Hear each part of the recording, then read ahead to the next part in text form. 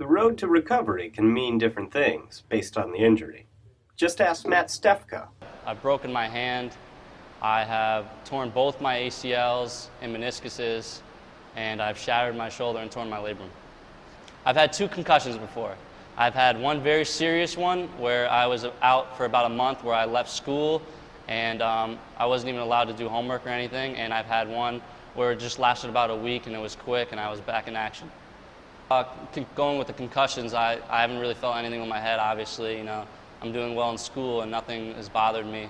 With my knees, even my right knee, which was hurt about 3 years ago, you know, there's still some days where I wake up and, you know, it's a little sore, or if I work out too hard, you know, I got to do a little more rehab on it. And my hand injuries, in the cold weather, my hands actually hurt. And so there's a lot more with, you know, my muscles and bones than there is with my brain at this point.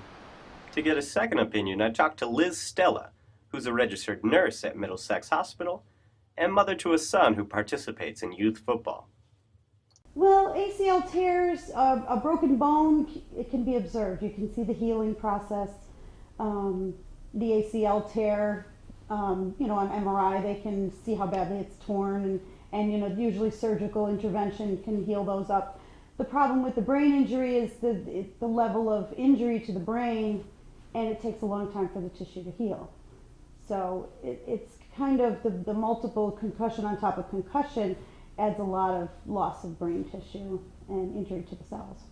I also asked Liz what it's like watching her son participate in youth football.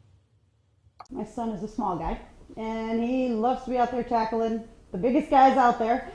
He has had a bad concussion in the past, and so I always worry, you know, he's going to get another concussion on top of another concussion, and where's he going to be in a few years when those brain cells are all damaged? You know, you always worry about that. You can't say, you can't play because I'm afraid you're going to get hurt. So you hope for the best. But some days you watch them tackle and your kid is on the bottom of the pile and you're kind of hoping he stands up all right. While the concussion debate continues, it's apparent to players and parents alike that there's a trade-off between injuring the body and injuring the mind.